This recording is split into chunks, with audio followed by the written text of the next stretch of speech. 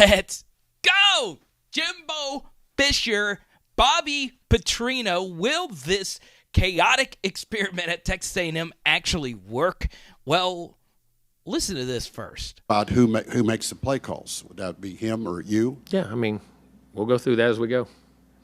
Go back to the back. Plan on him making calls. Plan on him calling plays. I have no problem with that at all. So, as you can see, that doesn't actually inspire confidence in Aggie Nation and or the rest of the SEC, because we all know Texas A&M's offense was archaic. It was the one thing that held them back. But in today's video, a little bit later, I'm going to give you some hope if you are an Aggie. Now, the first thing is, normally when there is a viral press conference clip, there is more to the story, and in this case, there actually is. Jimbo, how much difference will there be in the offense, and how much control? We ain't worried about. Here's what we're doing. How much control does Bobby have? We're running our thing. We're going to be base fundamentals. We ain't getting into scheme. We ain't getting into anything. That's what we're going to do. That's what we're going to practice and what we're going to do on a daily basis. When do you have to get into what we put in that day. And then we'll be base fundamental. How you execute your scheme is what's about, fundamentals. So Jimbo Fisher's got a big ego problem. And I know it's not a news flash that a college football coach has a big ego, but a press conference with Jimbo is very painful to watch. When he gets a question that he doesn't like where it's heading, he will always cut the reporter off and take advantage of the situation. Now, what I want you to do is re-listen to this Bobby Petrino quote again and notice what happens. We'll go through that as we go. Go back to the back. Plan on him making calls. Plan on him calling plays. I have no problem with that at all. So as you can see, the kind of sort of opposite happened there. He saw, or he probably realized, that the answer to that Bobby Petrino question wasn't great, right? Because play calling shouldn't just be, we'll see how it goes, fly by the seat of our pants kind of thing, especially when play calling was the biggest issue with Texas A&M last year. And this time, he actually cuts the moderator off and says, hey, I'm fine with Bobby Petrino calling the play. So as a Texas A&M fan, that does probably make you guys feel semi-good, but it kind of felt like a save face, and we all know, once again, Jimbo has a big ego problem. Now, you're looking at this photo here of him and Nick. At least you won't see anything as explosive as what happened last year between these two people, but here is something else that was a little interesting from Jimbo in the press conference. Jimbo, last year you had Connor start the last 4 games of the season. Is it an open competition between him and Max? Every position is an open competition. That's what spring's about. Nobody has anything. I don't care what position you are. You got to prove yourself each and every day. Each and every day you got to go out there, and then the guys who play with the most consistency will be the guys that play. I don't care if it's quarterback, running back, OL, DL, safety, punter, kicker, snapper. I mean, all the way across the board. It's about one thing: competition. What is your competition? Your ability to compete, and then your productivity. So here's young Jimbo right here from the Samford Bulldog days, wearing actually Connor Weigman's jersey number. And you know what? I'm actually fine with him not committing to any certain starting quarterback. It's not as if Weigman lit it up from start to finish. It does look like it is his team and his job to lose, but of course you have some other quarterbacks in that room as well. Now, we'll get back into the overall view of the Texas A&M offense, but this right here is actually the biggest takeaway from the press conference. And I want you to really listen closely to the answer to this question about offensive philosophy. Jimbo, what is it about Bobby philosophically that you like about, because of what he's done in the past and what he brings to this program? Yeah, I mean, Bobby's an experienced guy who's called plays and done a great job, and he's got a really good foundation and fundamentals of football, which have great balance, whether it's running the ball, throwing the ball, and has been able to be very productive in the things he's been able to do. How would you describe similarities and differences between you two philosophically? We ain't got enough hours on day to do all that. But at the end of the day, we believe in one thing: execution. So at the end of the day, that's what it's about. An over route's an over route, a dig's a dig. How you get there, what you do, and we get so caught up in it's not scheme, it's execution. And then that goes back to how do you execute? Fundamentals, alignment, assignment, technique, no matter what you do. And if you want to know technicals, if you go watch everybody in the country, everybody does the same thing. Go watch film. If you sit down and watch film, there's not a hill of beans between anybody as far as what goes on, what routes are, what plays are. It's a counter is a counter. A dig and a post is a dig and a post. Verticals are verticals. I mean, it's all the same. It gets back to execution and fundamentals. So if this is your first time watching Power Hour SEC and your first time ever watching me personally, I want to say welcome. Make sure you check out Underdog Fantasy, okay? I showed you a little graphic a little bit earlier. The links are down below. You'll learn about best ball fantasy. It's fantasy football when you draft your team.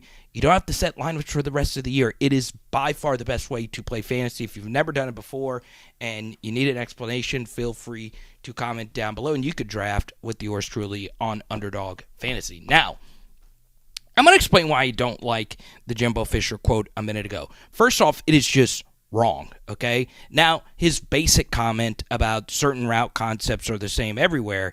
Well, yes, like everybody calls a dig, everybody calls a slant, right?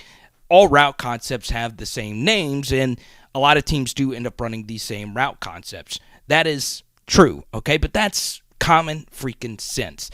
The idea, though, to simply break down and just add on to the quote, and he just kept going and going and going, that all offenses, when you watch them on film, are the same, is so much bunk, right? Let's take two offenses that were two of the best in the SEC last year, Tennessee and Alabama, okay? The way Tennessee did things on film does not look like at all the way Alabama did things on film, but they were both very successful, and we both viewed them as teams that were both good throwing and passing, right? But they were not alike, really, to me, at all, okay? I could be totally wrong about it, but it's just how I felt watching them, right? So, yes, all route concepts look the same on film in their bare bones framework, I guess you could say, but the way teams run their offense is not the same. It is simply not true, okay? And honestly, it goes a little bit deeper than just play-by-play. It's how you sequence plays that really matter. And this was a big issue for me when I was actually watching Texas A&M on tape last year. They just seemed like they were running plays just to run plays. I didn't like the way that they sequence them, right? For instance, the best play callers, and coaches explain this to me all the time, are the ones that run a lot of very similar plays, but it looks different each and every time you run it, right? They'll line up in the same formations, and sometimes it's a run, sometimes it's a pass, sometimes it's a reverse. They do a really good job. And I'm not just talking RPOs, just in play design itself, they do a good job of, figuring out what you're trying to do defensively and countering that. That is different than Jimbo consistently saying we need to out-execute the opposition. Because if you keep saying the issue over the past couple of years was that you did not execute the plays to perfection, that means you're blaming the players, right? The players need to do a better job of executing our plays for us to succeed. That has not been the issue with Texas A&M. The actual play designs themselves were too predictable, and people that watch way more Texas A&M football than I have can tell you that. Now, some of it is really bad quarterback play. Right now, you're looking at a play from the Appalachian State upset where King missed a wide-open receiver, and that is entirely on him with a good pocket. That was a good play call in that time period, but the issue is the reason why that you were there up to that point in the game was because you just did not know how to put together a good game plan to beat an Appalachian State non-Power 5 team on your home freaking field. That is ultimately on you.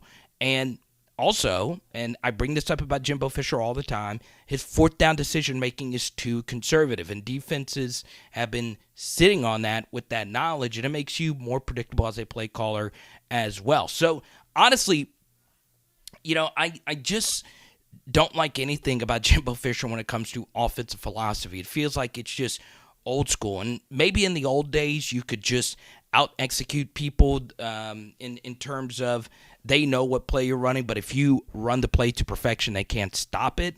I just think defenses are way too athletic, way too multiple now, to where they are so good at figuring out what you're going to do that you need to counter that with not necessarily running the same play to perfection, but on a certain play, finding the best matchup or where the open space on the field actually is. And we just didn't see that last year with Texas A&M. We just didn't see instances where there was a bunch of wide open layup throws. And that is the major issue. Now, you are looking at a conversation right now that I had with a coach that I respect quite a bit, and he knows the SEC, and he feels as if Jimbo Fisher has lost it. I feel he has, but once again, you also see that if he lets Bobby Petrino run the offense the way that Bobby wants to run it, Texas A&M could have a lot of success next year. And who isn't excited that this bundle of joy is back in the SEC?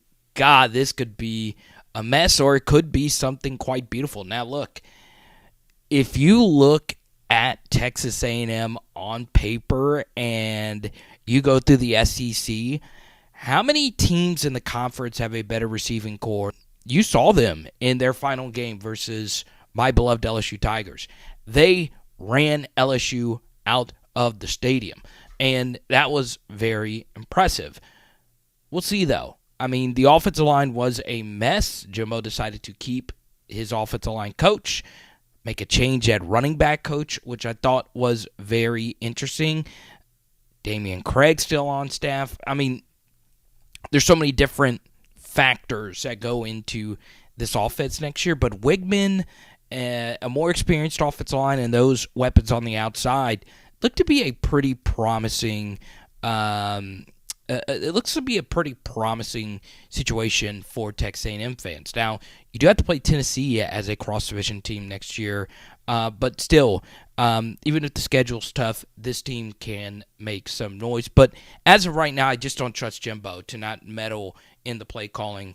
And if he does, I think it's going to be a mess. I really do. And the fourth down conservatism drives me in freaking insane. Okay? Now, look, I know being an A&M fan right now is tough. The basketball team got ran off the floor, and then the baseball team and the football team and so on and so on. But at least you have those equestrian national championships, right? 12 of them. When I was doing some research on Texas A&M, I just could not believe 12 equestrian national championships. Very impressive, to say the least. Now, if you want to see where Jimbo Fisher on my rankings is on the top 14, I listed all of them, coaches in the SEC. You would be shocked. There are some really overrated coaches not named Jimbo Fisher. You could find my rankings right here. It is flowing in your face right now, baby. And get in the comment section. It is Power Hour SEC. Boom! And tonight, we are doing lasagna. Let's go.